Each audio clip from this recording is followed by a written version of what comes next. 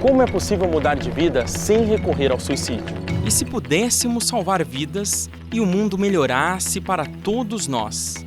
Juntos, nós podemos. Invista neste canal. Invista em um mundo melhor.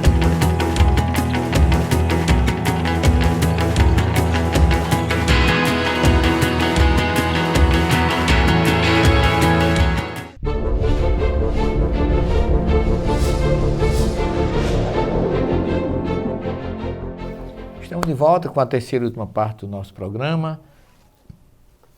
Lembrando a vocês as nossas obras que estão à disposição, analisando as traduções bíblicas, o Sermão do Monte, o Bereshit, que é a tradução do livro do Gênesis, direto do hebraico para o português, tentando trazer conceitos novos para que a gente possa ter mais condições de se aproximar de Deus e de Jesus e oferecer a eles aquilo que tem de melhor em nós.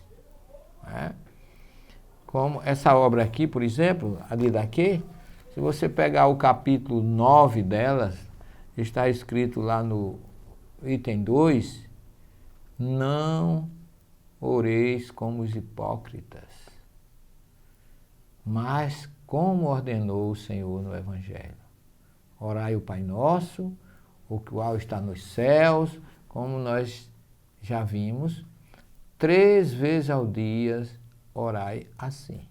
Isso aqui é o que está na Didaquê, uma das nossas obras, que foi lançada pela editora universitária, através da Universidade Federal da Paraíba. O Evangelho Cristiano em Primitivo, uma obra realmente muito interessante sobre os grandes encontros de Jesus. Então, na verdade, é o que nós trouxemos assim com muito carinho para você. E ainda a mais recente, Comunidade do Caminho, que é uma continuação do Evangelho Cristiano em Primitivo, que é uma obra que foi fruto das nossas pesquisas na Ásia Menor e na Grécia sobre os sucessores de Jesus após a sua crucificação, que é a Comunidade do Caminho, ou a Era Apostólica, que envolve os 3 primeiros séculos depois da ressurreição de Jesus. E agora, meus queridos irmãos, nós vamos começar falando de um episódio no primeiro livro de Samuel, capítulo 28, item 7 em diante. Olha que coisa interessante, porque nós temos uma leitura que se trata de Saul e a médium, outros uns chamam de feiticeira, outros chamam de pitonisa, mas a ideia é que seja algo abominável. Né? E há quem diga ainda que Saul morreu porque consultou essa pitonisa, como se aquilo fosse... Né? Então é algo realmente para a gente, sem querer impor absolutamente nada a você, chamar ao seu raciocínio lógico. Quer dizer que se Saul morreu por causa disso, foi Deus que matou ele? Então vamos pensar um pouco naquilo que a gente reflete, naquilo que a gente passa para as pessoas. Saul foi o primeiro rei de Israel, foi um fracassado, coitado. Ele fez tudo errado. Então ele colheu o que ele plantou. Ele foi regido pela lei de causa e efeito. Ele foi orientado por Samuel, que o ungiu. E ele passou o pé pela mão. Todo mundo sabe disso. Se você ler aqui a Bíblia, ou se você pegar a história de Saul, tem primeiro erro de Saul, segundo erro de Saul, terceiro erro de Saul. Quando Saul foi procurar a pitonisa, ele já não sabia mais onde estava perdido.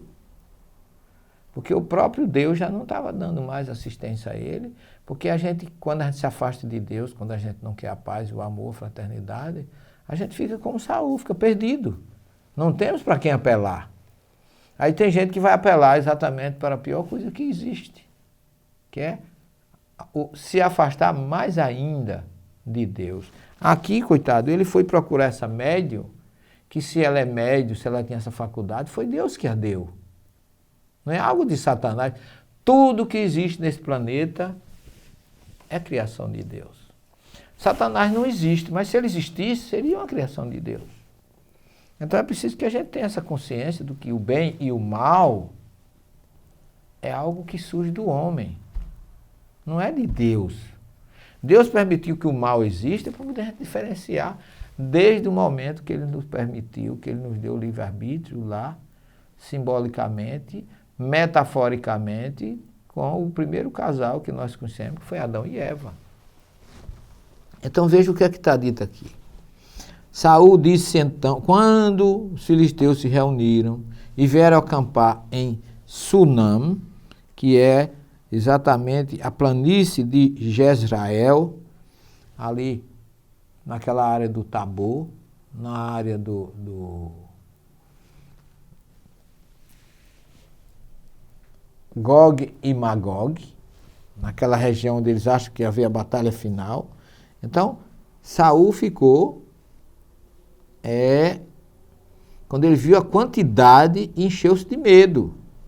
Seu coração se perturbou e ele então consultou a Yahvé, mas Yahvé não lhe respondeu nem por sonho, nem pela sorte, nem pelos profetas. Por quê? Porque ele estava totalmente perdido. Então o que é que ele disse? Buscai-me uma mulher que pratique adivinhação para que eu lhe fale e a consulte. E por que ele mandou procurar? Porque existia. Naquela época já existiam médios, pessoal. Existiam pessoas. Como era uma mulher, se fosse um homem, era um profeta. Mas como era uma mulher, pelo preconceito, pelo patriarcado, passou a ser o quê? Uma pitonisa, como as pessoas citam, uma feiticeira. Quer dizer, são adjetivos que diminuem essa faculdade, que Deus não escolhe sexo. As grandes mulheres da Bíblia, Sara, Rebeca, essas mulheres, Raquel, Lia, são mulheres que eram realmente grandes médiuns, que foram escolhidas por Deus para Maria de Nazaré, como nós já falamos aqui. Então, essa mulher, qual é o erro dela? De ter trazido a faculdade da vidência? Qual é o crime dela? Pessoas que têm essa aptidão, como ver, ouvir, transmitir, ajudar através da sua famada faculdade mediúnica, não existe nenhum crime nisso. Se Deus não quisesse, Ele tirasse. E por que é que tem gente que tem gente que não tem? É isso que faz a diferença. Mas nós vamos continuar com esse assunto no nosso próximo programa, porque nós não terminamos aí. Lancei apenas esses questionamentos para que você reflita um pouquinho sobre tudo que existe no nosso planeta é dádiva de Deus, e Paulo fala na sua carta aos Coríntios sobre os dons. Essa mulher tinha um dom, tá certo? Mas isso é assunto para o nosso próximo programa, se Deus quiser. Não saia daí, Jesus fique com você. Obrigado pela audiência, pela sua presença no programa de hoje, e até o próximo, se Deus assim o permitir. E muita paz.